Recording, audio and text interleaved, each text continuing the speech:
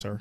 Welcome to episode 67 of the Faces of Future podcast. It's your boy Mills. It's your boy Shan. It's your boy, man. Samoose, what's good? What's good? What's good? You said what's the name of the song? It's called "Take Me Home." Okay, bet. It's off of Vince Staples' self-titled album they just dropped called Vince Staples. You know what I'm saying? People be sleeping on Vince, bro. I don't think people sleep on Vince. I mean, I'm not gonna say they sleep on him, but he has a certain he has a certain demographic of like listeners. Like he's not like as mainstream as you would think he should be. Nah, not at all. I wholeheartedly disagree. I guarantee you, if you go outside today and be like, do you listen to Here we go already. I guarantee if you go outside today, if you ask somebody if you listen to Vince Staples' album or even name me 5 Vince Staples songs, people couldn't do it. But people don't know Vince Staples because how do I say this? You just said exactly what I mean. People don't know Vince Staples. No, it's not that. It's one of those things where people will know who Vince Staples is and they'll know that's a Vince Staples song, but they probably can't name a song. It's like that's what I mean. But that doesn't mean that people don't know who Vince Staples is. That does mean people don't know who Vince Staples is. No, because I think that people would know Vince Staples more for the fact of, one, he's active on Twitter and he's funny as hell, and the fact of he's actually more of a person that thinks about shit. Like, there's no way that you were on GQ on YouTube. You had an interview with I forgot the dude's name, and people don't know who you are. Like, he's a very famous dude, but like it's just like, bro, I'm talking about for his music, bro. People don't really know Vince Staples like you think they would know Vince Staples. So when you say people, who do you define as people? The vast majority of people that like listen to music on a regular, like your casual hip hop listener doesn't listen to Vince Staples on a regular. I disagree. Okay. They may not. Shannon, do you listen to Vince Staples on a regular? No. And he's a casual hip hop listener. That's my point exactly. But Shannon, what type of hip hop do you listen to? He listens to everything. You gotta listen to everything. No, but there's a specific, like, you could say a younger crowd would listen to, say, like a Lil Uzi, Lil Baby. I don't. That's not my main. You get what I'm saying? But he does Lil Uzi though, and that's not his. But name. I'm not saying. But what I'm saying is do that you know Playboy Cardi? Of course. That's what I'm saying. But what I'm saying is I know that who they are. I know who they are. Vince Staples had one of the largest. All right, I'll put it like this: people know Vince Staples because he's had, like, when he came out with Summertime 06.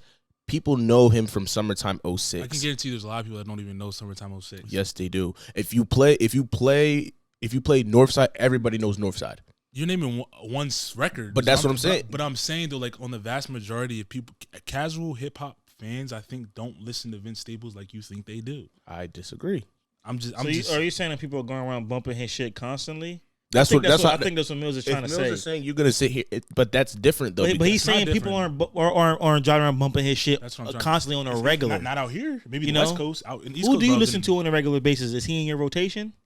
I mean, his album is definitely my rotation because I've been wanting this album now because it just dropped. But I'm saying on the regular, even before. But I'm saying on the regular out here on the East Coast, bro, people aren't bumping Vince Staples like that, bro. Okay, so.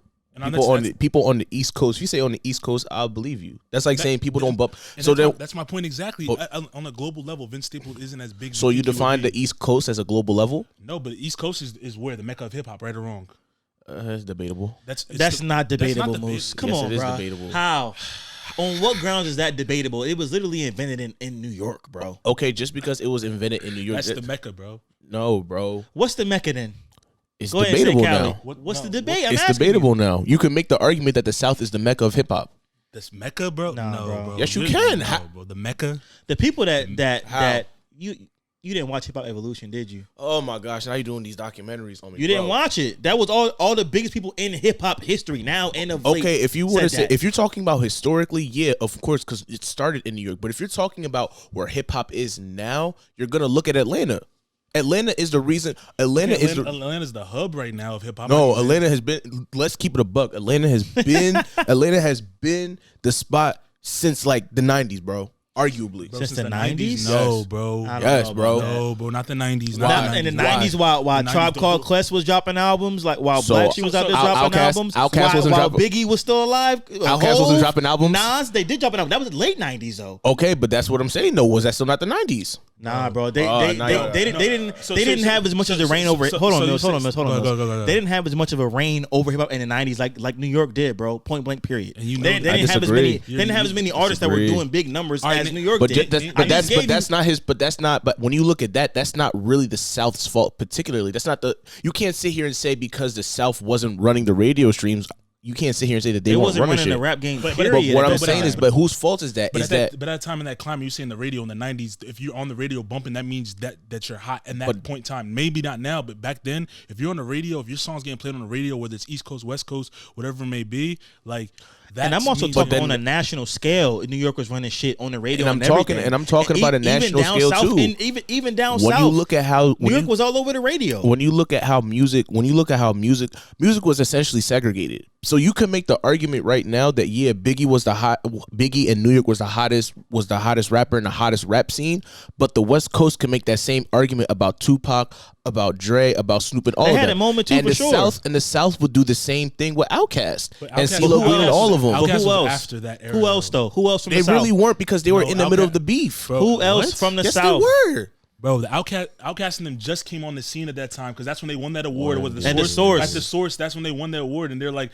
"Oh, the South got something to say too." That is when that happened. That's what I'm talking about. That's on the back but end of their reign. But who else from the South? What I'm also talking about. Who else from the South was running shit during that time? So what I'm also talking about is from that standpoint. What I'm trying to say is that they said that specifically because the South was actually bumping, but people weren't listening to them because the radio was playing from the East Coast and West Coast. Okay, that's the only reason why. So who dictates if music is hot or not? The fans, right? The consumer. At that time, technically, at that time, no. The consumer and the radio stations, yes. Technically, at the time, the consumer didn't run it. Yes, the consumer and radio stations, yes. No, the radio stations. Yeah, and the DJs are the people that consume the music. They play what's hot and what's not. And so how do you? So okay, let's run it like this, right? Radio on the East Coast and West Coast were obviously strongest on the East Coast and West Coast. Of course. So my thing is, if you have access to that, whether or not your music is good or not, you still have the ability to put an influence on that because at the time music was run by radio, which I give y'all that point. So my thing is that when you have East Coast and West Coast rappers, whether or not, I'm not talking about the Biggies and the Tupacs, even if you weren't good, you can still put yourself in a position to get on the radio if you really just had enough money to throw a DJ bread. Yes, bro. it is. If your shit was not hot, they're not playing your stuff on the radio. So you're telling me right that's now? fucking up with DJ's credibility. No, bro. Yes, it is. If you put some shit on the radio that's not you hot, got no clue, No, If you put some shit on the radio that's bro. not hot and people saying, yo, your shit's not hot, why would you continue to push that music no matter how much It doesn't matter, but nobody's saying push the song though. But it's Yes, making it is. you They have look. to But push it's making you look bad now as a DJ that this shit ain't hot and you trying to push it to us. We ain't fucking. What with it. I'm saying, you're a music, you know this. I know, and what I'm if your saying stuff's is, not hot, you're not. and what I'm saying is, you could still pay the DJs and the radios enough money because we understand how radios still play politics. So if they still play politics, we can still understand that they could sit here and influence a certain sound. But so my thing, okay. Like that, so what who else? Like you said, Outkast. Who else from the South was running shit to put them on the level of the 90s, East Coast and West Coast 90s? I'm still waiting for you to answer that question. I say Lil Wayne. Lil Wayne was the early 2000s. No, bro. Lil Wayne was in the late 90s. He was late 90s. He was a young boy. He was late 90s, bro. But he wasn't running that shit either, though. Listen to what I'm saying, though. They literally said Cash Money's running what?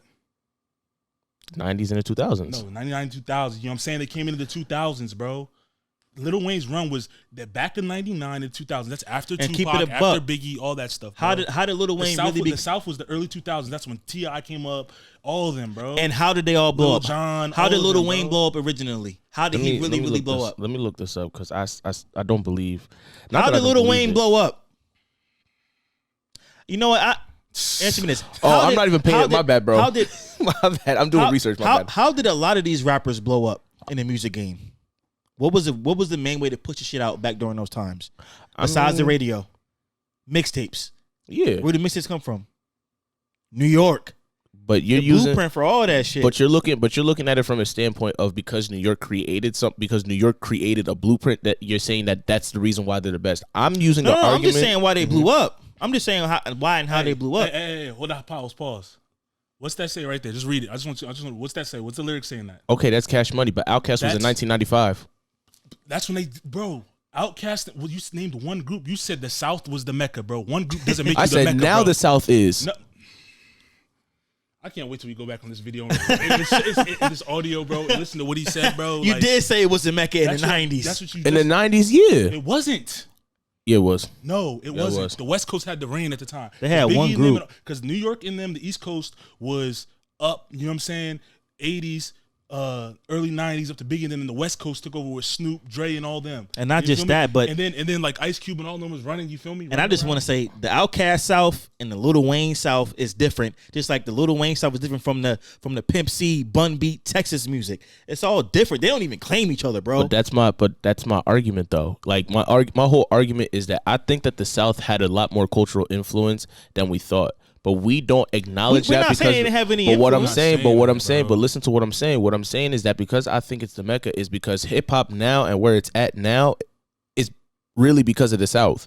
And so my thing is now when you look at it, there's a different type of music that you even named that I'm addressing, and we don't look at it like that because we didn't listen to that because we lived on the East Coast. If you go to the South, they're gonna tell you a completely different story from what we're saying. Of course, but what I'm trying to argue is that ultimately is they all give credit to the North. You're speaking regionally. I'm speaking on a global level. If you look on a global level, bro, in the 90s, even before the 2000s hit, the West Coast was on the run. That they were running stuff at the time. The Chronic set it off. They were running stuff at that time.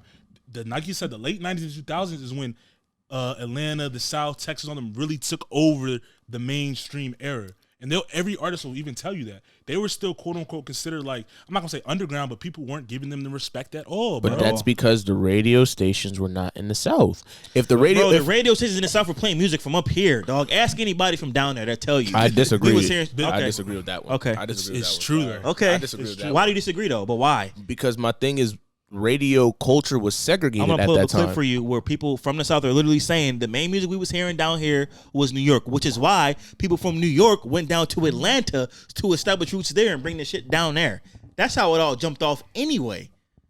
But I'm not disagreeing that like right now Atlanta, the South is running everything. That's not. I would make the argument that since 2000, definitely. We just did. Is that not what I just said? I definitely say from no. Nah, it is. I know. Did I not say no? That? I said since the 90s. I said since the 90s they were good and they were great. No, you they were the Mecca. Yeah, no. I said that. I said that since the 90s that they were the Mecca. But they're not. They weren't the Mecca in the 90s. But the only reason why you're saying that is because the radio influence was stronger than the South. Yes, it was. Bro, I'm not saying that because of that. I'm saying that because of the people, the stars at the time, the music that was being played, no matter where you go. And I'm arguing that yeah, they were big, and I'm saying that they were also bigger, a lot bigger, because of the fact that they had radio influence. Okay, so if nobody's listening to you, how are you a Mecca? Answer me that. Can't be. You can't be. I disagree. How can you be a Mecca of something if nobody's bumping your shit? It doesn't make sense. If nobody knows who you are, no matter how good you are, how can you be the foundation? That's like you saying the best rapper in the world, and you sitting here making music. You have the best music in the world, but nobody's heard your stuff. How are you gonna say you're the best rapper in the world? But I don't think that people didn't listen to their stuff. I just don't think that they were on the radio. That's people weren't listening to their stuff because it wasn't on the radio. So how can you be a Mecca if nobody's listening to your stuff? That's but what there's a difference though, because you can say so. If everybody listens to the music in the South, everybody supports the South, everybody supports the East, everybody supports the West. The argument is that you can make that argument and say, you just said the East Coast was the Mecca. Then you said the West Coast was the Mecca. What I'm saying is that I say that the South is the Mecca. My point, my big point is, obviously, is it like, depending on where you're at, that changes. But what Shan just and the only reason why everybody's had their run. Shan just made a valid point. You just said they weren't playing the South music up north or in the West Coast, but they were playing the West Coast and East Coast music down south. Like, how does that not make sense? And on the East and West Coast. West Coast was bumping East shit and East was bumping West shit. We're not saying they didn't have good artists. They weren't bumping music. I'm not saying that they didn't have good artists either. What I'm trying to say is that everybody, how do I say this? Everybody equates the 90s music to just East Coast and West Coast, but that's the only reason why. Don't. Yes, they do. No, they don't, bro. Okay, bro. So they only equate it to East Coast and West Coast. When you talk about the 90s, who do we talk about? We only talk about Biggie and Tupac, and that's just about it. You just said Outkast. That's what I'm saying. You're contradicting yourself. No. I'm saying when everybody else talks about it, when everybody else talks about 90s, they say Biggie and Tupac. Because that was what was hot at the time. Biggie and Tupac might have been the two biggest stars, but they definitely wasn't the only name. And why were they the biggest? And why were they the two biggest stars? Is Biggie not one of the arguably the best MCs that ever walked the planet? And Tupac was also a social activist and all that as well. Why were they? No, but why were they the biggest stars? He gonna say because they had radio play. Because they got the most radio play. Okay, that's it. Or were they hot or were they not? I'm not saying they weren't hot. Oh, so what point are you making? My point is that the rate, because my thing is, let's say for example, mid-90s Outkast came in and they got all their shit played on the radio. You can make the argument that they would be just as big as in the 90s as Biggie and Tupac. They were big in the 90s. We never debated that they weren't big. We're talking about the regions as a whole. We're talking about the regions as a whole. And at what I'm saying, So how you still haven't answered the question? How many other MCs were there that were popping at that time? The Outkast was popping from the South. You haven't answered that yet. And because you got Bun B, you still got Bun B, but you can name multiple. You can't say Atlanta get out and then take me all the way over to Texas and call that South. That's the South. Okay, I'm not arguing with you. No, but you said Atlanta. I disagree with that. You did say Atlanta. You said Atlanta. Okay, I did say Atlanta. Yeah, you did. I use Atlanta as the South. I use Atlanta as the South. Yeah, I said that. You said Atlanta was the Mecca, and we asked you to name other artists besides Outkast that was popping in Atlanta at that time. Okay, you know what? Yeah, I did F up on that one. Bun B and Pimp C, I'll give you. But we're saying you can go into New York and name 10 to 20 MCs that were lit at the time. Same with Cali. You can name 10 to 15 people that were lit at the time. Moose, 10 to 15 on top. Anyway, I'm gonna tell you this. Anyway, let an old head that was coming up during that time with the quality of music that was being put out. Then let them hear you say that. Even you will get obliterated. Even that's even more well versed than we are. The Nation of Tongues. You know I mean, so who? A Tribe, De La Soul, Ladies First. Leaders of the New School. I can go on for days with groups. But you know that. You know there's and from the West, we could go on for days with artists that were in just New York during that time. You got Wu-Tang. Jay-Z. Don't even get Jay-Z. Got like 7 artists Nas. by itself. Come on. That's 10 off. That's he just named 10. Don't put Jay-Z in that. Don't put Jay-Z in that argument. What argument? Don't make Jay-Z as one of the hottest MCs in the 90s because he wasn't. In the back of the 90s, Jay-Z, let him go, Moose. No, let him go. I'll make the argument. Jay-Z. Puff Daddy in the family. I mean, let's talk. No. Let's talk about it now. Was at any point in time was Jay-Z actually the best rapper of the year?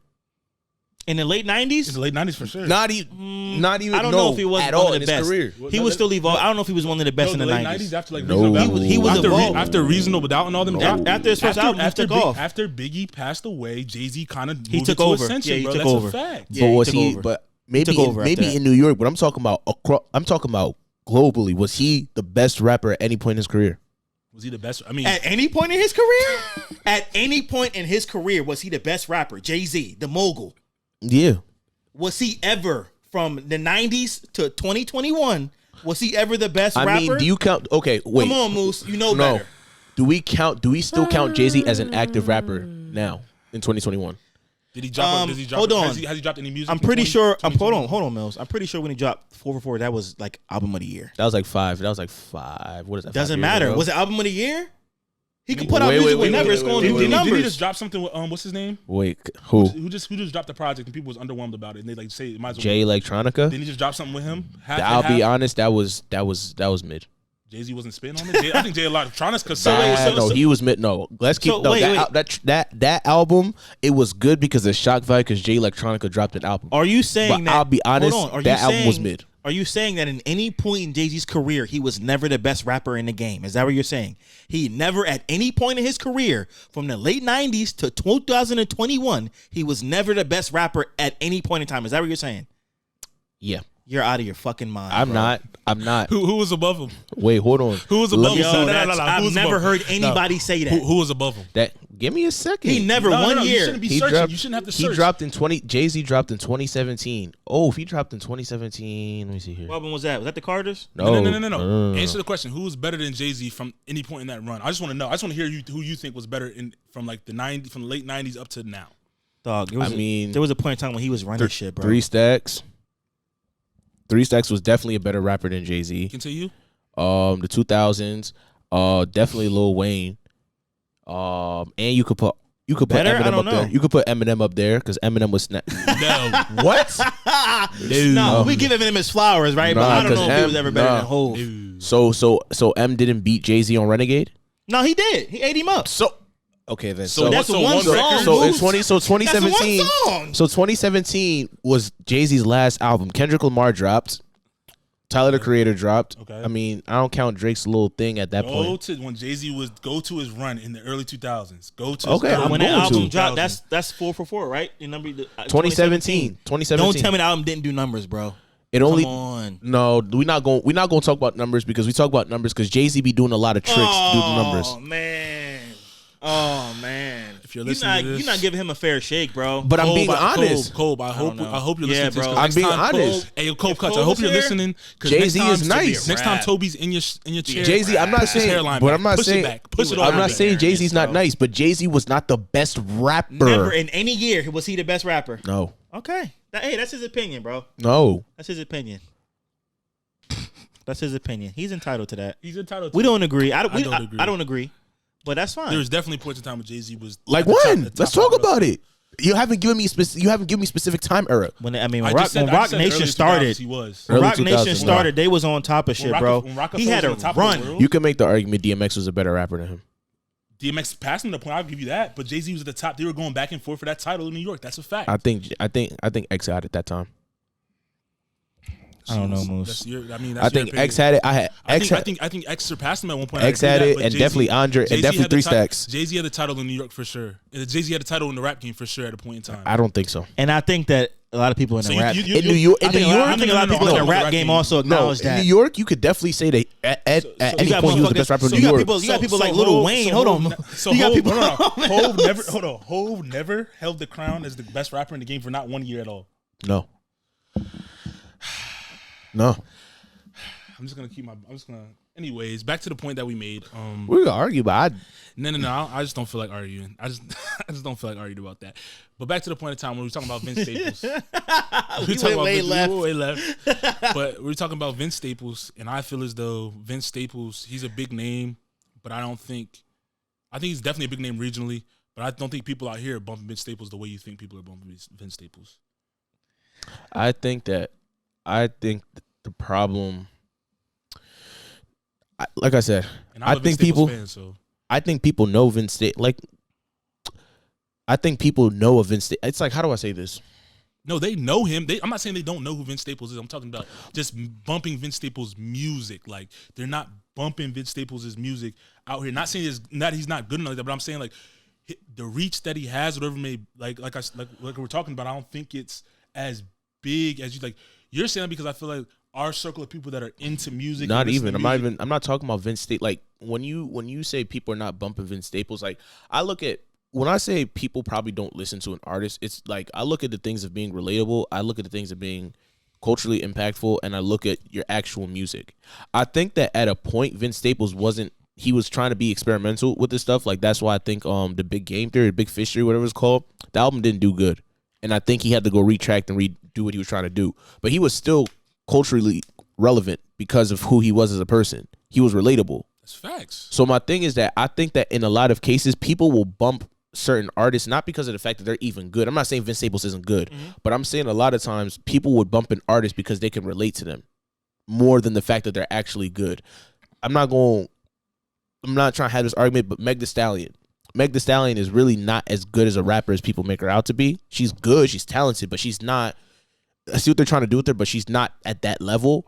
But because she's so relatable, everybody listens to her. And I think that when I was talking about the Vince Staples argument, I wasn't saying that people listen to him because he's this great rapper. He's a good rapper, but I think because he was so much more relatable as a person and he had a personality, I think a lot more people than you think were listening to him, not because of the fact that he had such great music, but because he was still kind of relevant in the community. I'm not even saying like people are like listening to him because his music or not listening. I'm talking about people in the car turning on Vince Staples. Like I don't think as many people as you think are doing that is what I'm saying. I think if you ask 50 people that are avid hip hop listeners who they listen to on a daily basis, their top 20, I don't know if he's in most of their top 20s. But if you look at it from an argument of top 20s, then it's like a lot of people that we would think that we would listen to are not up there. Like, okay, you get what I'm saying? That's fair. You know, like that's fair. Yeah, my point I feel like still stands. Like my perspective, that's just like my opinion is that like I think Vince Staples should be played a lot. Just like this album, you like that you listen to the album through, right? Yeah, but it all goes back to like one, who he is as a person, two, his marketing, like his actual label and marketing team.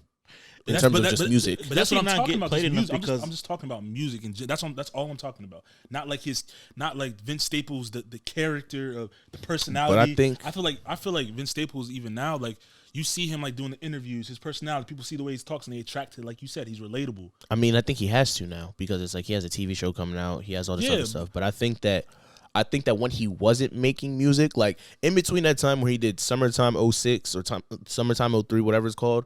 I think in between that time frame and like him trying to grow as an artist, I think that a lot more people were listening to him. It's like, how do I say this? The perfect point is this. He kind of grew up in the Odd Future clique.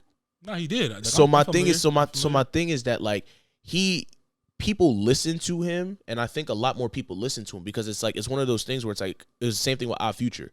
People were listening to Odd Future. Like people would assume that people don't listen to Odd Future like that, but it's like if you're really listening to hip hop, you would know. I don't think anybody assumed that nobody was listening to Odd Future because Odd Future was a big clique coming up. Huge. They were huge. But they were huge. You know what I'm saying? Do you think that they were bigger than the ASAP Mob? Ooh, that's a good one. That's a good one because I feel like I don't know. They were like I feel like they were ascending at the same time. Like they both had like their cult followings because I think even at the time they were like it was like a little not a beef, but you feel me? They didn't really have beef. They never talked until ASAP Rocky and. No, but he's saying I get what you're saying though. It was competitive. It wasn't like a beef like we don't like each other. I'm saying like in terms of like who's better. They were both trying to outdo each other, like that type of thing. You feel me? In their own respective ways, but even though they're two totally different types of cliques but like when you come to like off the Odd Future clique, the people that ascended and followed Odd Future that grew up with them, that type of thing, and then obviously from Odd Future and having that collective, each person that was in that collective has their branch off of fans that listen to their stuff. Yeah, of course they have that pocket. But I'm saying like in the demographic on the larger scale, once you step outside of that pocket and demographic, I don't know how many people are spinning records like that, because even when you listen to Tyler, people you saw DJ Khaled, one of the biggest people in the game, saying, "Oh, like how is Tyler number one?" Whatever, like beefing. It's like, but he has a cult following. That's what I'm trying to say. But like, yeah, you have your cult following that'll run up your numbers, and like you said, you don't like the number talk, but you have your cult following. But outside of that, like how many people like are actually appreciating? Not saying that it shouldn't be appreciated, but how many people are spinning your music is what I'm trying to say. Not saying that he shouldn't be played or he is played, but like how many people are actually, when you look at it, are playing it outside of that demographic of people. In the words of Kanye West, I guess we'll never know. Yeah, we won't. It's just, I mean, we're just. Main reason I fuck with my nigga Moose, nigga stand 10 toes. No, facts. It's just speculation. You feel me? Perspective. But let's get into some other stuff that's going on this past week. That was a great opening segment. That was. I didn't expect it to go that way at all. I did not expect it to go that way, but it was a good debate, and I'm still scratching my head. We definitely got to put that. We're gonna have to put that clip up about the Jay-Z. Yeah, I'm asking Cole Cut soon as we get done. Oh, he's biased, of course, but Jay-Z. I'll stand 20 toes down on that. But you said he was never at the top, and I can't. No. He was never the best rapper alive at any point in any year. He was not the best. Maybe two or three. Do you mean like lyrically never the best, or do you mean like he was never on top of the game, like running shit? Period. Like, what do you mean by that? Oh, that's a good question, actually. So you don't even know what you mean. You just out here saying shit? No. Because you have to define. Because now when you think about it, you kind of have to define what you consider the best rapper now. Was he the most famous rapper in the world at any point in time? At the top of the game. Okay, if you want to just say just famous, then yeah. Yo, the crown. That's holding the crown though, right or wrong? I disagree. That's not holding the crown. But just because you're the most famous. But you're also acting like he's some trash lyricist, bro. I'm not saying he's a trash lyricist. Just because you're the most famous doesn't mean anything. Ice JJ Fish is mad famous. He's not come on, bro. Nah. Ice JJ Fish is not famous. Nobody's listening to Ice JJ. Nobody's searching Ice JJ. That's not my point. You mentioned him in the same conversation as Jay-Z. But that's not my point though. But that's not my point. Like. Nah. My point is at a certain point, if you wanna make those numbers, Lil Pump is mad famous. All these little niggas. You know what I mean when I say the best rappers alive, bro. I'm not talking about Lil Pump and Little Twist. I'm talking about the best rappers. He's talking about, when it comes to famous, he's talking about most notoriety for their music, bro. Not the antics. He's talking about, like, when he talks about famous, like, oh, that's Jay-Z. But it's not about antics though. But that's what I'm saying though. You could make that argument that all these little pumps, nobody's playing their music though like that. Let's move on, Mills. That's what I'm saying. Like if you want to talk about it, like what I'm saying is that I'm not saying Jay-Z was never a top 3 lyrical rapper, but what I'm saying is that we're talking top 1. Was he ever number 1 in the game? That's what I want to ask. No, because you had eras. Think about it. Think about it. Let's honestly think about it. Late 90s, you had after Big and Pac died, Outkast was coming up. They was running shit in the early 2000s. Lil Wayne came up. The fact that you're not mentioning Hove in that conversation in the early 2000s is crazy. But what I'm saying is that at the time, I'm not saying Jay-Z's not nice. That's what I keep saying. We're not saying that, but Hove was definitely number one. Number one. I don't believe that, bro. Because you had the Lil Wayne era come up, then you had the Kanye era come up, and then at that time, bro, you just gonna skip. So before even Kanye ascended to the top of the top, you had Eminem, the Black Album. You had Eminem. He wasn't on top when he dropped the Black Album. Eminem in 03. Eminem wasn't above him, bro. Eminem. I don't know. I'm just looking at it. Hard Knock Life. Nah, never mind. 1998. The Blueprint. I'm just giving you Kingdom Come in 06. And I'm not knocking Eminem because Eminem's obviously one of the greatest MCs we've had. But I'm just saying though, like. The Black Album is one of the most revered albums in all of rap. You're acting like Jay-Z didn't have his reign at the top of the game. Yeah, but he didn't have. But that's the thing, though. But this is the thing. But when him and DMX went on tour, they were the two biggest rappers in the world. And what I'm saying is that at the time, DMX was bigger. Bro, Jay-Z, look, this is what happened. Jay-Z was at the top, right? Mm-hmm. And even when you watch the X's documentary, he's like, I don't know why. He was like, why am I popping now? Why am I not popping? And then he has an assertion and freaking surpassed him at a point in time where he was the biggest rapper in the world, biggest actor in the world, whatever it may be, and that's when DMX went on his run. But there was a point in time when Jay-Z was the top guy. I don't believe that. All right, we agree to disagree. What I will say is when you look, this is because he's a Kanye fan. He's not giving Jay-Z his flowers. It's not even about Kanye. Kanye has nothing to do with this. Like what I'm trying to say is that what I can appreciate about Jay-Z is that Jay-Z. What I appreciate about Jay-Z is that Jay-Z's music never aged. And that's why we appreciate his music. So, and that's why when people had the talk of like Jay-Z is the best, it's because his music has aged so well. It's like, yo, Hove was definitely the best because we're still listening to Blueprint 2 in 2021. But what I'm saying is that at that time, when we look at that point in time, we can make a lot of different arguments that hey, a lot of different rappers were bigger than him. Then why does everybody that's in the game say that he was number one? Yeah, bro. Because at the end of the day, with this conversation, at the end of the day, I'll defer to what they said over what. Because any like documentary. Because when we look at hip-hop, they're all saying like Jay-Z is like the best, and then like except for the DMX documentary, they said DMX had his run where he was the top. Well, they said they battled and DMX ate him alive. Well, one, they say that because they all want to keep the relationship with Hove, obviously. But they're being real about it. Two, at the same time, it's like when you have different stories, it's like, how do I say? I don't think that's why, Moose, because I think even somebody like Dame Dash who hates Jay-Z gives him his flowers anytime anybody asks him. Irv Gotti, all them. I'm saying who are in DMX's camp were saying like, oh, Hove was on a different. And what I'm saying is, I do give Jay-Z his props. What I'm saying is that his music doesn't age. That's why when we look back at his music and we look at how well it aged, that's why we talk about Jay-Z the way that we talk about him. But at that time, it's one of those things where it's like, nah, this is heat. But what I'm saying is that 10 years later, we're like, yo, this shit is really heat. How did he do it? That's what I'm saying.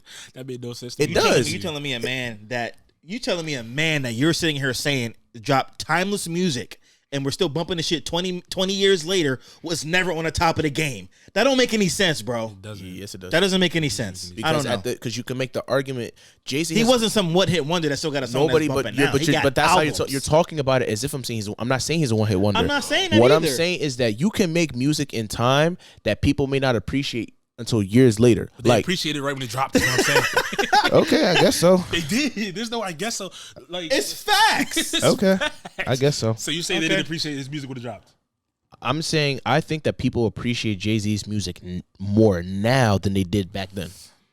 I don't know, bro, because these kids don't listen. They don't know who the fuck. They can't name each. But you talking about kids. I'm not talking about little kids that because when you look at these little kids, the only reason people might appreciate it more now is because they listen to it now because they don't listen to what's going on today. I disagree.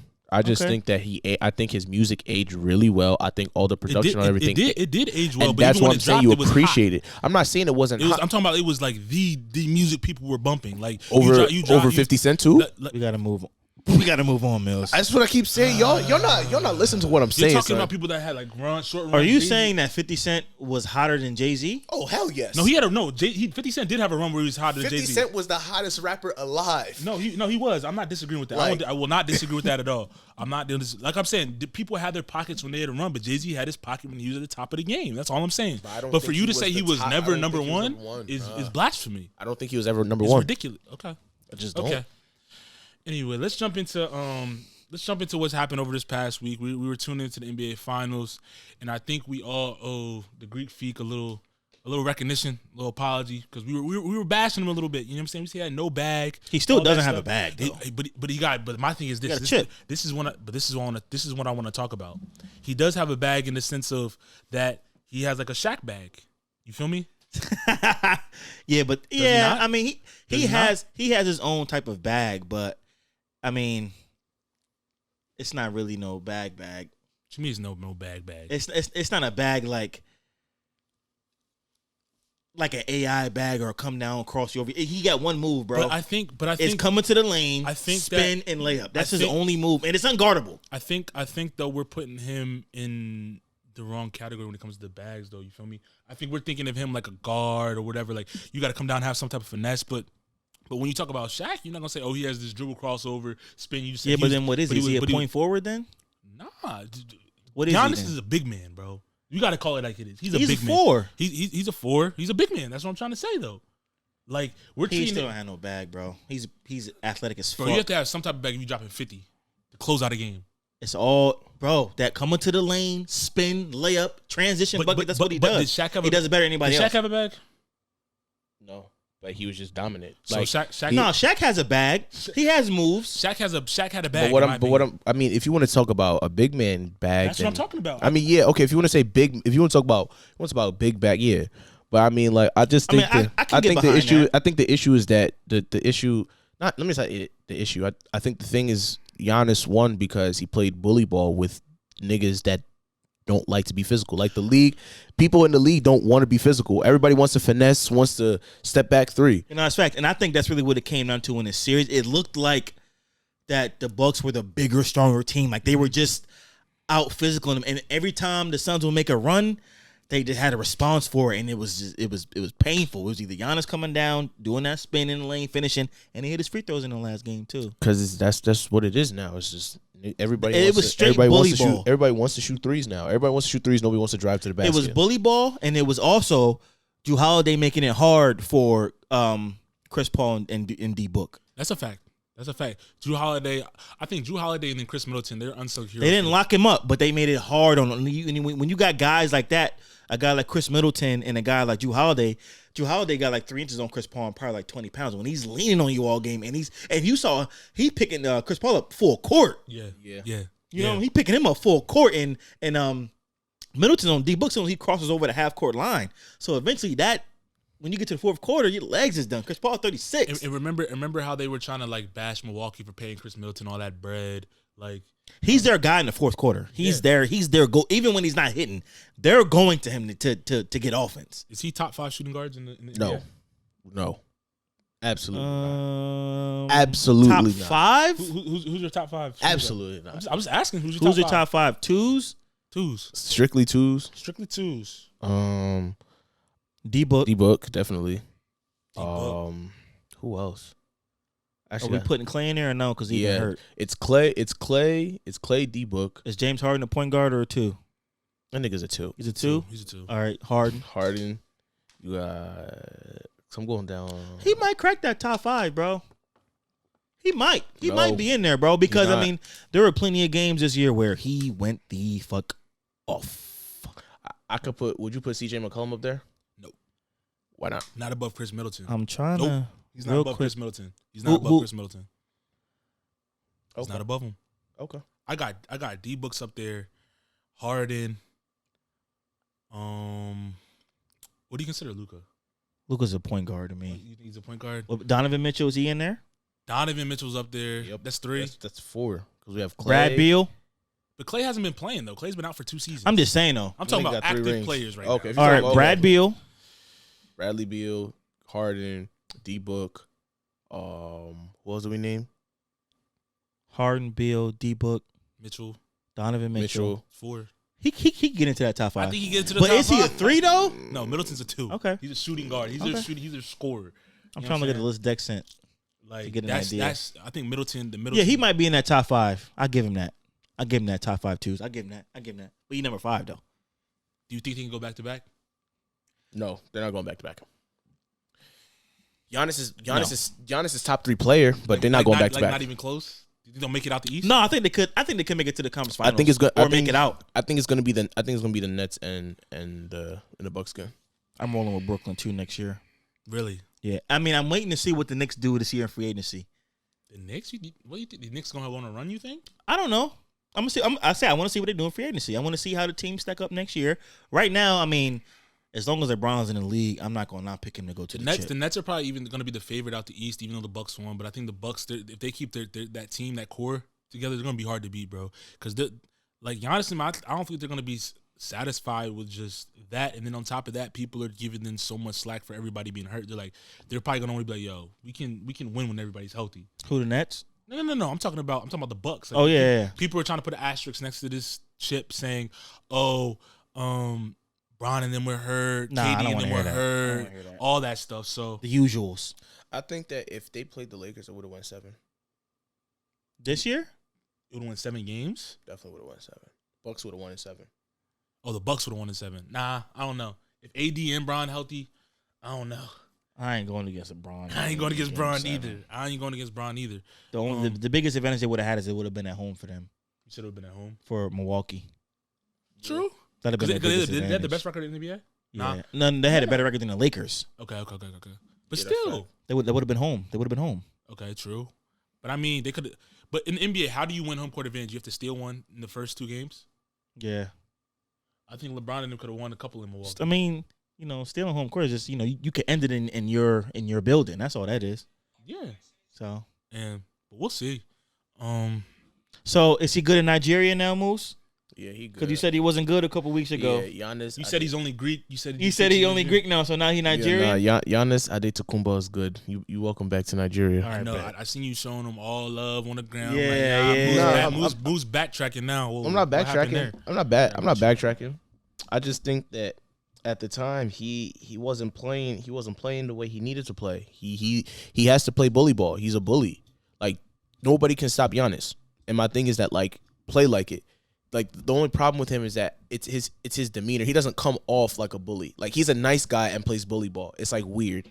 It's like you get what I'm saying? Like, how he plays doesn't match his personality, and I feel like his personality often influences how he plays. Hey, look, above all else, I'm so happy for him, bro. He's PJ Tucker. I mean, Giannis really got it out the mud. Like Giannis said it right. They won it the right way, bro. That's getting out the mud. Him and Chris Middleton been there 6 years grinding. And they all got a ring before Melo. You said what? They all got a ring before Melo. True. And Chris Paul. All of them. I mean, yeah, but I don't know if Chris Paul ever gonna get a ring now. He gotta go to LA now. He has to. If he goes to LA, that's guaranteed. Yeah, he gotta go to LA. You think it's guaranteed? If they're winning the chip. They're winning the chip. He's gonna take a pay cut going there though. I mean, yeah. You think Melo gonna go there too? Melo's definitely going there. Melo was with Brown like a couple weeks ago. This is the year I think Melo goes there. The banana boat coming back. I don't know. We'll see. They're gonna have to. Do they even have any cap space though? Who? That's something you have to take. They're trading Kuzma. Pay cut. They're trading Kuzma. You gotta take a pay cut. You're not getting 3 years, $100 million from them. Not at 37, bruh. He said he's not getting $3 million, $107. That's what he going for on the market. Chris Paul. Wait, say that number again. 3 years, $100 million. That's what he wants. He's not getting that. He's not getting that in LA. The Suns will give it to him. That's what I'm saying. The Suns will give it to him. He's gonna have to take a pay cut if he goes I don't to think LA. the Suns will give it to him. I mean, how many years do you think he has left in his body? Like 1. He has like 2. 1. Yes, 2. 1 solid season. I think he has 1 season playing at peak CP3 because you see, even this year, he was, as the playoffs got more and more longer, his body started to give out on him. True. Like I said, when you got bigger guys like Drew Holiday that's leaning on you all game, picking on full court, 37 years old, it's a lot of miles on the body, and you injury prone. That's facts. Well, I mean, we'll see what happens. But let's jump into the Face of the Future song of the day, presented by NBT. Follow us on all social platforms on Instagram at NBT_the1% on Twitter, NBT the Future. And don't forget to click that big red subscribe button on YouTube and subscribe to all our video content. The Face of the Future song of the day comes from a rising artist out of Philadelphia. We played some of her music in some earlier seasons. She's about to drop an EP soon. She had a fire listening party that I attended to. She goes by the name of Sabrina, and the song is called It Do What It Do. Once again, Sabrina, It Do What It Do. Once again, that was Sabrina, It Do What It Do. Shout out to my boys on the House 99 who produced it, my boy Rado, Adam. Like I said, keep doing what y'all doing. Let's get down to some other hot topics that we want to discuss. Let's jump into the COVID stuff that's going on with the NFL. If you want to discuss, tell us a little about that, Shan, so we can dive into it, give us our take.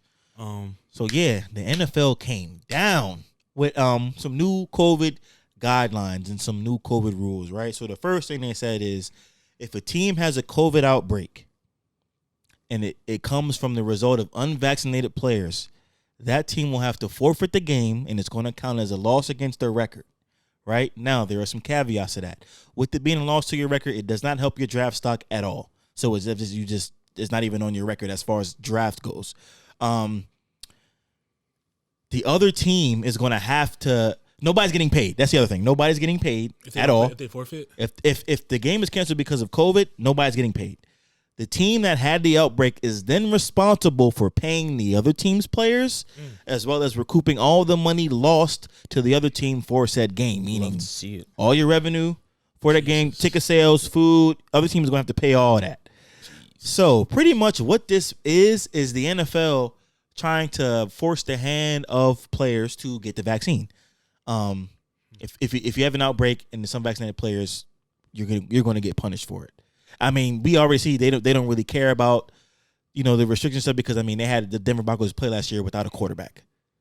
So, they say what they mean what they say when it comes to this, and they all about their bread. They probably figured they already lost enough money last year, so the team that has the outbreak with unvaccinated people is going to be held liable to pay. How can you like control that though? Control what? Like the whole people not contracting COVID. It's trying to force the hand for people to get the vaccine. But even if you can still contract COVID with the vaccine, though. That's not registering right. with my head. Like, so what they're saying is you can contract the virus, but it's not going to be as bad as if you had the vaccine. So they're saying if you get COVID down with the vaccine, they're saying it's not nearly what it is if you would not have the vaccine. You'll be sick, but you won't be like you was. Can you still spread it if you vaccine? You still spread COVID if you? Of course. So. So how can you limit that? Like, I don't know. Say they do get the vaccine, right? And I have the vaccine, right? I contract COVID. Y'all both have the vaccine. I still give it to both of you, and then you mess around and give it to somebody else as well. Like, how do you? So what I think this is that has nothing to do with players that are vaccinated. All this is players that are unvaccinated. If you don't have the vaccine and have a breakout, then you have issues. But what I'm saying though is. But if the forfeit games because your whole team has it, like you're sorry, real quick, you're less likely to spread COVID if you have the vaccine. That's true. I get that, but you can less likely, but you can still spread it. Yeah, there's a very, very small chance of it spreading because by the time that you do actually contract it with the vaccine, the antibodies would have fought it. And that's what they're trying to push. That's what they're trying to say. And they're trying to use the concept that all football players are accustomed to, which is being a good teammate to get what they want. So this brings you to my next question. I think we're talking about bread here now. I think it's bread, but if we even get to that point, I think though they're also using these football players and athletes as pawns because if people, how so? If people, pawns? No, if you're forcing these players right to get this vaccine and saying, "Oh, I got the vaccine," over, don't you think that these people that are super fans they might not have the vaccine? They're gonna be like, "Oh, this person got it, I should get it too." I definitely don't like the forcing of it, but I understand why they're trying to put it in place. But that's what I'm saying. Like they're gonna use like such and such athlete has the vaccine, so you should have the vaccine. They're giving them kind of like an ultimatum. That's what I mean by like. I mean, yeah, if you use it like that, they're giving them an ultimatum. Pretty much is what it is. Either get the vaccine and be cool, or don't get the vaccine, get COVID, and then not get paid. So I mean, so you think about it. If you're the 53rd guy on the team. Are you now mad at your teammates that don't want to get the vaccine because you could possibly lose some bread and you need all of your checks? True. Yeah, that's true. You know what I'm saying? So now, like I said, it's a lot of layers to this kind of stuff. Or if a team has to forfeit a game and then that the organization as a whole doesn't get to recoup that bread from that game that they would have say at a home game. You're going to lose double the money because you're going to have to pay the other team's players. You're going to have to pay the other team's organization for all the money they lost on game day. And so, it's a trickle-down effect. It's not even just that. It's what if you force everybody to get the vaccine, and then somebody dies from getting the vaccine. True. Has that happened? Anybody die from getting the vaccine? Yeah, some people have died from getting vaccine. I think that's also very, very that's also small there's percentage other of that. things have happened, but I'm just saying, like, I'm just throwing that out there because it's I think that's a very small let me read what DeAndre Hopkins put out today. He said, "Oh, brother." He said, "Never thought I would say this, but being put in a position to hurt my team because I don't want to partake in the vaccine is making me question my future in the NFL." Now, the reason I think he said that is because he doesn't like the fact that they're trying to tell him you have to get it or else. That's why I think he said it, because other than that, call his bluff, he's not going to leave the NFL because of the vaccine. That's what I think. What about guys like Cole Beasley? Well, Cole Beasley just sounds dumb. At the same time, no disrespect, who cares about what Cole Beasley says in the NFL? No, all disrespect. Who cares what you know Cole what I'm saying? Beasley DeAndre Hopkins is different than Cole Beasley. Yeah, but what I get what you're saying. My thing is that's too, like, they're both well known. Obviously, DeAndre Hopkins is a megastar in the NFL, but like, they're two well known players in the NFL that have spoken out about getting the vaccine. Yeah, Cole Beasley doesn't want to get it at all under any circumstances. And even Mark Cuban said, "Oh, I'll pay you such and such amount of bread." Give him stocks. He's going to give him stocks, like, to get the vaccine. And if you're getting all this backlash from people, because I'm sure they're not the only ones, they're just big enough where they can speak out and nothing will happen to them in terms of like contracts. Oh, there's a bunch of players that don't want it. Yeah, that's what I'm trying to say. So if you have all these people that are saying this, all these players that are rebelling against getting the vaccine, what does that say to you as an NFL? Do you not care, or it's just like you shouldn't care? What do you mean? It's about that bottom line, bro. That's all they care about at the end of the day. It's not like, I'm not even talking about it. I'm not even looking at it from a bottom line perspective. I'm looking at it from a perspective of, like, everybody just sound mad selfish and dumb with this whole vaccine. So that's the question that's been arising today. How are they selfish? Hold on. Let's a little bit first before we go into that. So now what's being said is a player selfish if he decides that he doesn't want to get the vaccine? Yes. I don't think you're selfish. Yes. I don't think you're selfish at all. So let's say for example you get the vaccine. Let's say for example you catch COVID. You catch COVID and y'all can't play. The whole team catches COVID. Now y'all can't play. Y'all asked out. Y'all 0-2. Now that 0-2, the other 16 games, you end up losing. Let's say you lose 10 games. You end up being out of the playoffs. You end up messing up other. You end up making people lose more money than what they need to, because you're already affecting the playoff. You're already affecting their playoff picture. People already get playoff incentives. So now let's say you miss the playoffs. Damn. Now you losing another $500,000. That's what I was going to say, because that's just from a football. That's from a football perspective. Why I'm saying people are selfish is because you're looking at it from a standpoint of, we've seen, like, I keep saying this, we've seen people die from COVID, bro. I'm not disagreeing with that at all. We've seen people die from COVID, and my thing is that you don't know what's going to happen to somebody. So my thing is, like, it's like you're selfish because you're saying, I don't want to get the vaccine because I don't trust it. What don't you trust about the vaccine? They have the right to not want to get it, though. I'm not saying that you don't have the right to not get it. I don't think it's not selfish. I think you should be able to have the option to get it if you don't want to get it. Hold on. We're all somebody that believe in the vaccine, whatever it may be, like, or have got it so we can do and continue to live our lives, whatever.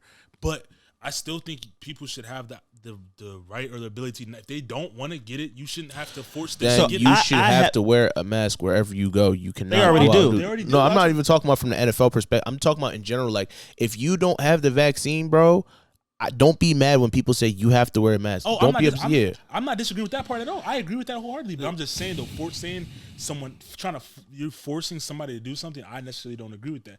But if, like I said, in the same context, in the same thought, though, if you do not want to get the vaccine, you should have to wear a mask, or you should have to handle whatever repercussions, not be able to get into whatever venues or whatever place you want to go, or not playing or getting a paycheck, whatever it is. You have to deal with those repercussions, but you shouldn't have to force somebody. It's complicated. So I don't like the word selfish being used here, because I'm not going to tell somebody how they should live their life, right? That's my point. But when it comes to affecting the entire team now, so how are you as a team player going to approach that, right? All your brothers are telling you, like, listen, bro, we know you might not want it, but it's going to benefit all of us, because, like I said, the 53rd man on the roster can't afford to miss a whole game check. He can't afford it, period. Can't afford it. So then in that situation, it's tough. It's tough because, you want to be a team player, but I don't want the fucking vaccine. So it's like, I understand where he's coming from. Like, I don't like feel like I'm told to get something if I feel like I shouldn't have to put it in my own body. But for the betterment of the team, it's probably the right thing that I should do.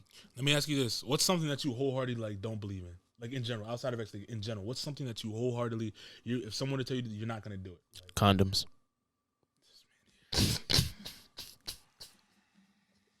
Yo.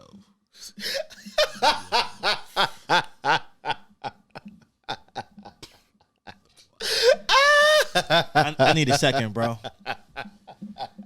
Out of left fucking field. Where the fuck you come up with that shit at? This man here. But no I cap. joke. No cap. I joke. I No kid. cap. I There's a lot joke. of I niggas kid. that I feel kid. that I way. kid. I There's kid. a lot of bulls that feel that way. Something that, I mean, I can't think of them right now on top of my it could head. be anything. Like, but I get what you're saying. All right, so let's say it's something that, you know, I really don't like. And they're just like, you gotta do it no matter. You gotta deal with it no matter what. I'm not gonna like it. That's my point. Exactly. Of course. I'm just changing. But it. my thing also is, if it was for the betterment of our team. But no, but it's something that you say you literally don't believe in, whatever it be. Like, I know. I agree. Like you're gonna be like, nah, bro, I'm not doing that. I know. It's a tough position to be in. That's what I'm saying. Like for the betterment of the team.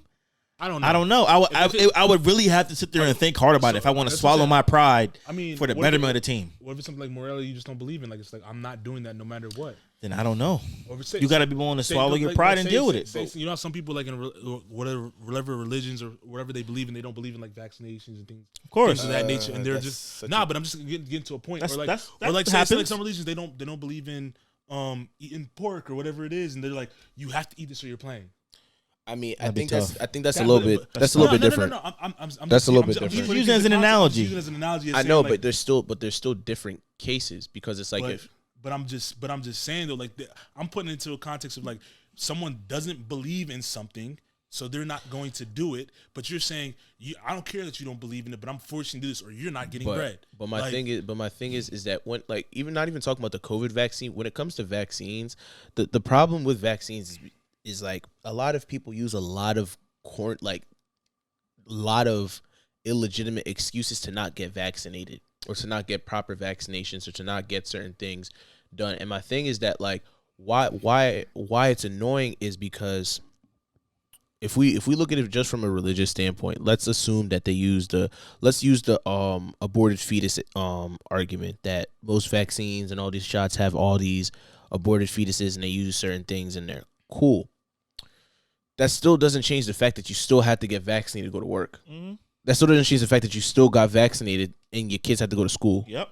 So it's like my thing is that no choice. Yeah, you had no choice. Well, I mean, I didn't get the flu shot until I was. No, I'm not talking about. We're not talking about flu shot. We're talking about like tetanus shots. Tetanus shots, hepatitis B, all these different shots. You had all these different shots to go to school. You had to have. But you didn't have an option as a child to get that. But it's not even from an option as a child. It's like even as an adult, you still had mandatory. Let's say you work in healthcare. You still have to get mandatory vaccines. Yeah, they're not trying to hear that. No, I worked in HR, but when I was there, some people. But were you working with patients?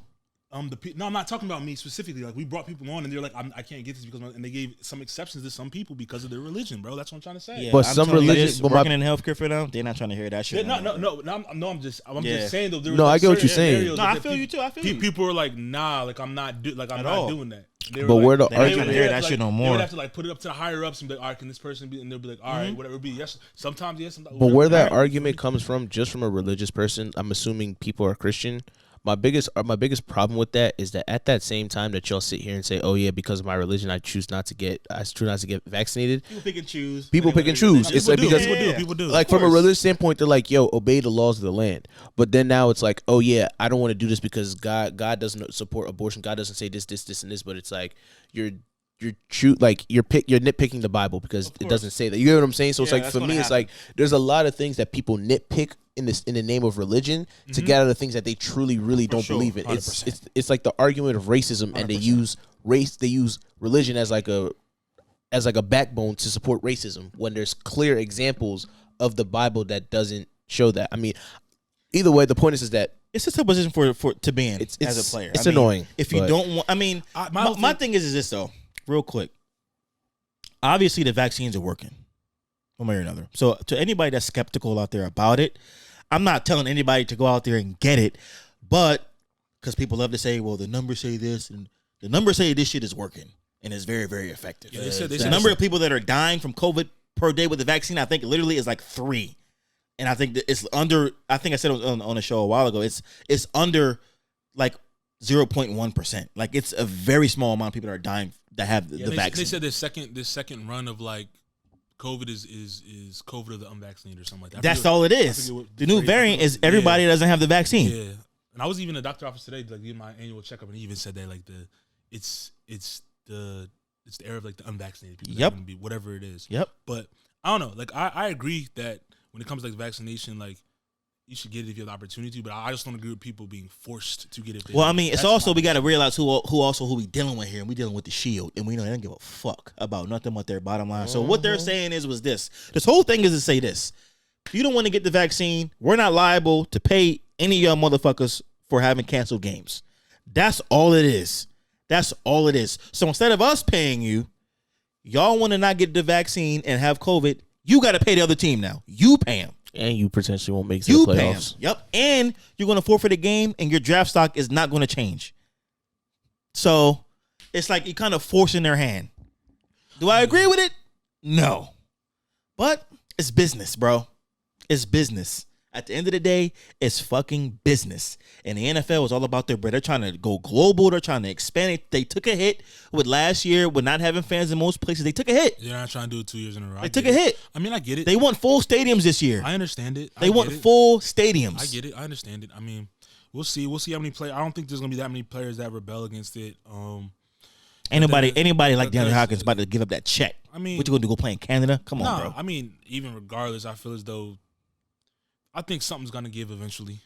I still hold on. I just don't agree with people being forced. We'll see what the union has to say about it. That's just my biggest thing. I just don't agree with people being forced. If they we'll see what the union has to say. If you don't want to get something, you don't have to get it. But just deal with the consequences of not getting it. Now, I was thinking this could potentially cause some sort of boycott, but there's not enough players. There's not going to be a boycott. There's not enough players that are unvaccinated. I think a lot of the league has the vaccination. Most of the league is vaccinated, but.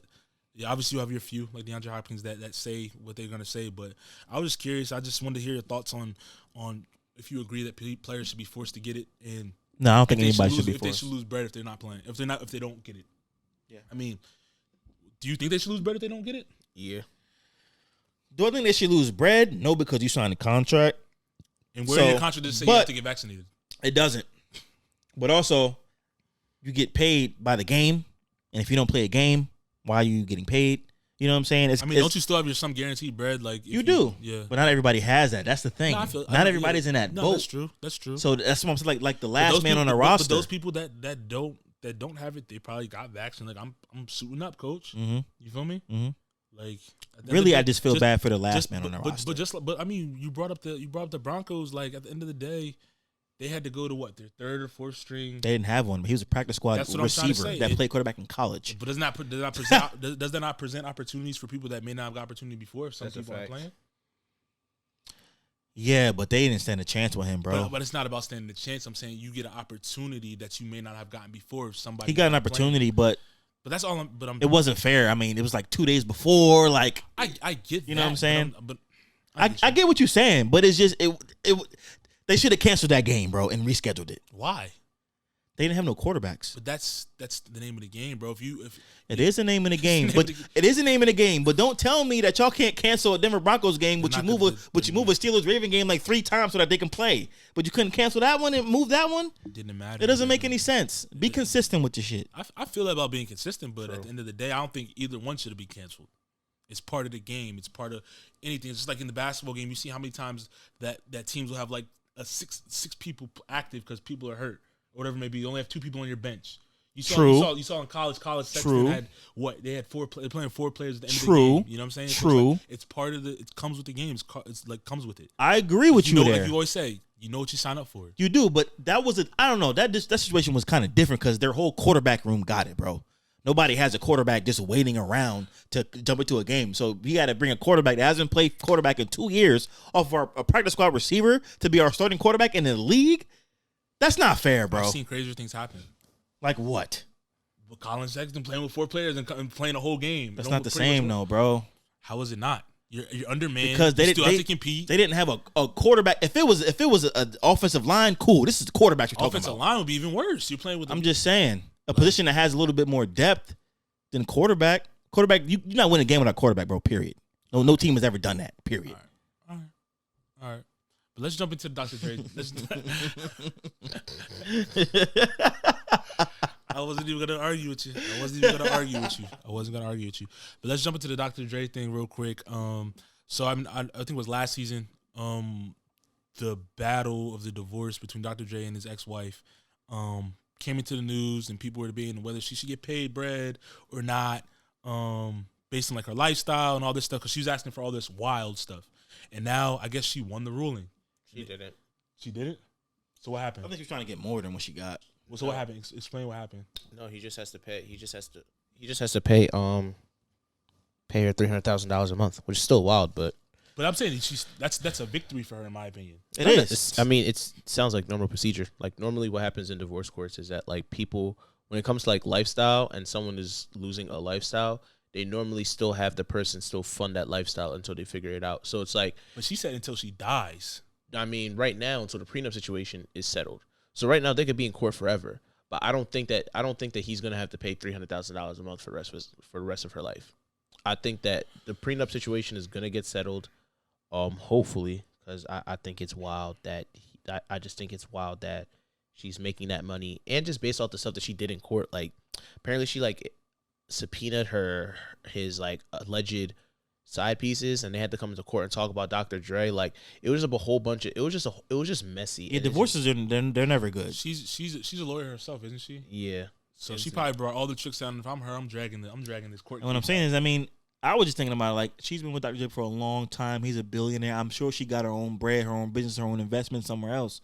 You know what I'm saying? I'm sure she's probably well off without. Like I said, she's a lawyer. So my thing was she might be well off enough without him. But I don't know. She don't want to be well off. Alimony. I mean, that's corny. What do you guys think, like, either or, like, whether it's a woman or a man, whoever's the breadwinner in the relationship, do you think you should have to fund somebody's lifestyle after you guys divorce? I don't know if you have to fund their lifestyle like that, but I think that, let's say, I don't know, woman, you deserve alimony in some situations, bro, because a lot of women, these men just up and leave them high and dry with the fucking kids, and that's just bullshit in my opinion. I've seen it happen to too many fucking families where they get left high and dry and now they're fucked because you wanted to go off and do whatever the fuck you wanted to do. Now you leave your family high and dry, broke, struggling. That's not right. As a man, I could never sit there and accept that shit. So what if a woman did that? What do you mean? What if a woman was a breadwinner? She left the family. I'm not saying it's right. Man or woman is wrong. Doesn't matter who it is. Okay. Man or woman is wrong. Do you think their lifestyle should be funded after the divorce? No, I'm not saying you got to fund somebody's fucking lifestyle. I mean, they make you fund a lifestyle in court. So, I mean, it is what it is. It's like the reality of the situation is that in court, 8 times out of 10, statistically, men are always end up getting screwed over in court. They pay the child support, they pay the alimony, they pay most of that stuff. In very rare cases, does a woman do that. I get that, but I'm saying, do you believe that they should be, like, as Toby, do you think that that's the way things should go? You already know the answer to that. Oh, hell no. You already know the answer to that. Man or like on either side, like, no. Like, as a guy, if you're gonna leave your family, you have to.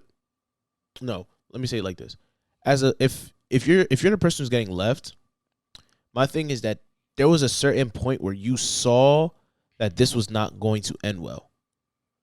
As a guy or a girl, you saw at a certain point that y'all may not last. As a woman, just say woman, because I've got some backlash for calling people girls. Yeah, bro.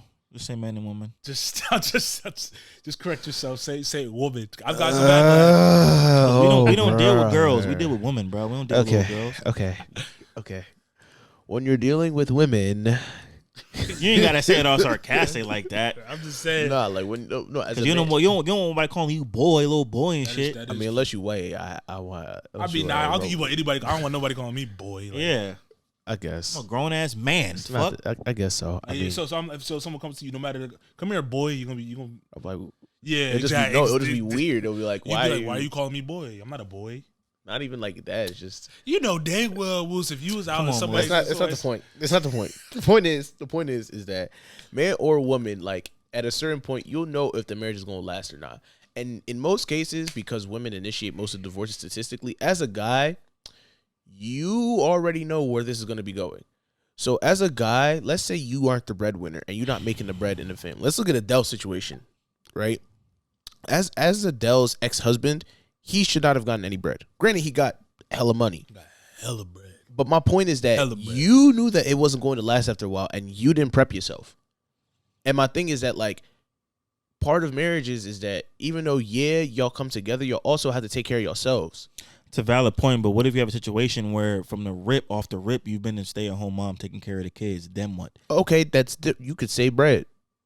Save bread how? Well, you don't have a fucking job. You're a stay-at-home mom. There's no way that you're a stay-at-home mom. There's no way that you're a stay-at-home mom, and you at no point in any given point of that marriage did your husband not give you any money to go and do stuff, or he didn't give you a large sum of money. There's no way. I don't know. I don't believe that. A large sum of bread, like what? No, I get what he means. Like to go do stuff like.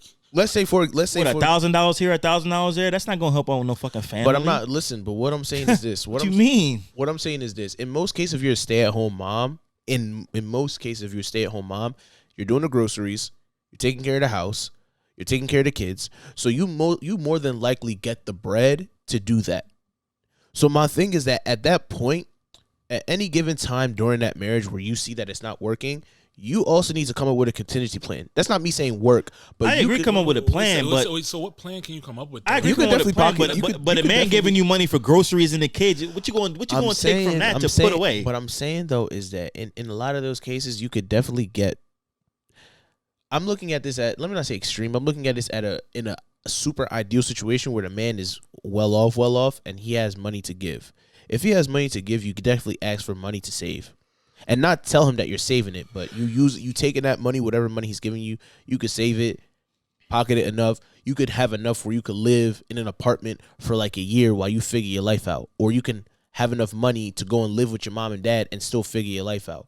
So my thing is that like on both ends, as a man or a woman, but specifically because women initiate divorces most of the time, as a guy, if you're the one who's the stay-at-home man and you see your wife leaving, you knew this shit was coming. Statistically, it shows it that this shit will more than likely come, not from you, but from her. So you need to prep yourself. I can agree with that, right? But let's say you're in a situation where you guys have both been taking care of the kids. Now all the responsibility falls on the woman, and the man doesn't want to pay alimony. Then what? Is that fucked up?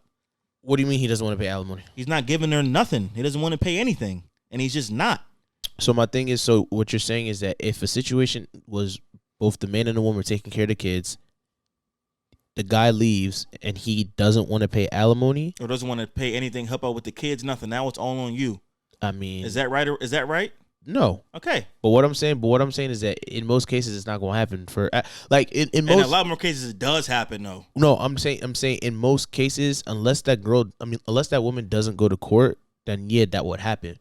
But in most cases, all she has to do is go to court and say, "Yo, this is my earnings, this and this," and the man gets taxed like that.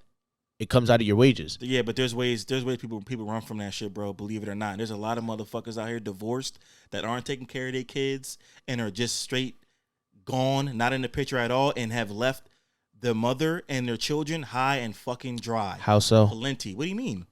What do you mean how so? Give me an example of how they would escape that. I can't get into it on here. Oh, okay. But there are ways to run from your alimony. Point blank, period. I mean, you can not get a job where you're not getting the pay stub, work under the table. How they gonna track that? Okay, shit? I mean, if you look at it like that, then yeah, that's true. You know, that is true. There are ways about that though. There are ways around not paying your alimony. Point blank, period. That would suck though. Leave the state. That'd be unfortunate. Leave the state. What they gonna do? They're not coming to track you down for that shit, bro. Yeah, I'm not familiar with this, so like. But if you leave it, but if you, well, on a serious note, I'm asking because I don't. If you leave the state. And let's say you move and you switch addresses, can't they still clock you? Not if you're not bringing in no bread. So here's the thing. You're still going to owe that money. If you ever get caught, yeah, that's what I'm saying. You're going to owe that bread. That's what I'm saying. You're going to owe that bread. But if they can't track you down, they don't know where you're at. You don't have no pay stubs. They're not coming to find you if you move across the fucking country. Okay. Period. That's a good point. So this brings me to my question: What incentive does a rich person have to get married? I mean, most millionaires are all married. And then most of them sign prenups. But no. We're saying like, what incentive do you have to get married if you're rich? Like, what's the incentive? If you're rich, you still want a family. Like this is. You can have a family without getting married. I'm saying to get married. But you can. It depends on your idea of marriage and stuff and how you look at it. It's not even just marriage. It's just if you want to spend the rest of your life with somebody. Like my thing is like this generation has been so warped in thinking that like when you're rich you don't need anybody or we don't need anybody because we have money. But the reality is that when you actually get into that position of how much money, like you make enough money and moved into your purpose, you've done all these different things, you do look for companionship, you do look for families. So my thing is that, like, you've made all your money, you've moved into your purpose. Like Shannon, you're an NFL referee. Let's say you make like millions of dollars a year. You know what I'm saying? Mills, you everything that you're doing is going forward. You're making millions of dollars a year. At what do you have left to do when you're moving in your purpose? Both as a man and a woman. Have a family. You get what I'm saying? Mm-hmm. It's like Beyonce's on top of the world. What else does she have to do? Have a family. Let's have a family. Yeah. So but everybody don't want that though. But what I'm saying, everybody doesn't want it. You're right. Everybody doesn't want that. I'm not saying everybody has to want that. But what I'm saying is that at a certain point, when you start to move and you start making that much money, it's like, yo, I've done everything I could do for myself. Mm-hmm. Now it's time for me to start a family to influence the next generation. And people have the idea of wanting to settle down. But you guys are talking about like having a family. I'm talking about just marriage. I'm talking about the documentation, the paperwork, like marriage. You saying what's the point of that? What incentive do people have to get married? Like I'm talking about the legal stuff. It binds you by law. Binds you by law, the bread and all that stuff. What incentive does someone that is rich or wealthy have to do that? Where now your bread is their bread or whatever it may be. You can, like I said, you could still start a family. You could want to spend the rest of your life with somebody. But you don't. But you're not hearing what I'm saying. You're saying you don't have to sign documents to get married. That's what he's trying to say. I'm talking about what's your incentive to get married, like legally married. What is someone in that position's incentive to? Like you can still be in a relationship, a long, loving relationship, without signing any type of document, and still have a family without being married. It's a commitment. But like, what's your incentive to? That's what I'm trying to say. To somebody. Like you just think about it. When you put it like that, I get what you're saying. Yeah, I get what you're saying, but I'm saying it's a commitment. You know, sounds like a Kevin Samuels question. It's a you good put question. it on paper. You take my last name. Because we're one now. Because a lot of people, you think about it, a lot of people. Yes, you have a companionship, but it's also a partnership when you're married. You know what I'm saying? Like your funds come together. Now you have more in your bank, whatever it is, to move a certain way that you may not have had before. Mm-hmm. But when you already have that on your own, what incentive do you have to? You gotta want to do it. If you don't want to do it, don't do it. Some people are not into that shit. Yeah, it was a question that was posed in our chat. I just was curious about what you guys thought. But the last and it's a commitment. Yeah, the last and final thing I want to bring up. I just want to hear your thoughts on this because this is wild. Did you see when I dropped it in the group chat? You call them somebody a house nigga? Did you see that? All right, listen to this audio. This is from Tarrant, Alabama, City Council member Tommy Bryant. Remember where we at now? We in Alabama. Yeah, we in Alabama. But just this verbiage and this wording, the way he's talking, just listen to the way he addresses the courtroom. I want to hear your thoughts and I just want to know if you're shocked, whatever it may be. But just listen. It's 17 seconds, so everybody that's listening, just tune in for me real quick. I mean, I know I'm black. Now you want to address what I have to say. Do we have a house nigger in here? Yeah, you. Okay. Do we? Hey, yeah, do we? Would she please stand up? Y'all seeing Yo, that's just not funny, bro. Why you laughing? Because of the way he said that shit. Would she please stand up? No, he said, would you please stand? He pointed to her. He said, is there a house in here? That means is there a dark black person in? Oh, is there a light black person in here? That's wild to me. Is there a light skinned black person in here? Like he said, it was so. He said, is there one in here? And he just pointed. And he didn't get punched. Yeah, he said there's the one right there. He said people are just sitting there in shock. Like, did this motherfucker really just say that? He didn't get punched? Nah. So like you said, Mills, are you surprised? No, it's in Alabama, bro. Not at all. I'm not surprised, but I feel as though even people that are like racist in that sense, even to that extent, never do it like on. I think we all know old folks don't be giving a fuck about what they say, how they say it, how it comes out. I don't think I've ever seen in a courtroom, bro. I don't think I've ever. That's wild. Don't give a fuck. That's wild. I beat their ass. You all right? You in law school? You a lawyer, and someone addresses you as that. What you doing? That's the person that feels untouchable. He says, do we have a house? And he just points at you. Yes, we do. And he points at you as a lawyer. You about to defend your client or whatever. What are you doing? What's your reaction? Well, you ain't gonna punch him because you're about to lose your job. That's a good question. I think. Damn. I have to go to the bar association on that one. The bar association. That's probably all you can do at that point. Wait, so what does the bar association do? Explain to me, because I'm not familiar. Like, what is? They can disbar you. They can take away your credentials. They basically give you They basically make it so you have the right to practice as an attorney. Mm-hmm. Like you can get your JD and you can technically be someone who has their law degree, but you can't practice law until you pass the bar exam. Because all judges, might be a dumb question, all judges are attorneys. Yeah. Right. You have to be an attorney before you become a judge. See, I never. Yeah, you have to become a judge, attorney before you become a judge. They're all lawyers. It's all lawyers in there. So how do you get propelled into like the position of a judge though? Like you can get appointed. Do you have to like take another test? No, like more than likely you get appointed, or you apply some other. More than likely you get appointed, or you get put in that position. Yeah, it's more than likely you get appointed. Who wants you there? Pretty much is what it is. Know the right motherfuckers. Yeah. I got you. Well, that was wild to me. That's how I want to end the pod. I just want to see y'all reactions. If motherfuckers don't give a fuck about what they say. That's crazy. Y'all got any other topics for this episode? Or y'all good? Nah, we gonna do our NFL prediction soon because that's coming up. Oh yeah, NFL, college. Next episode we're gonna talk about OU in Texas trying to lead the Big 12. Nutty. There's a lot of stuff to discuss on that end. But that's all I got for episode 67 of the Faces of the Future podcast. It's your boy Mills. It's your boy Shan. And some moose. Peace.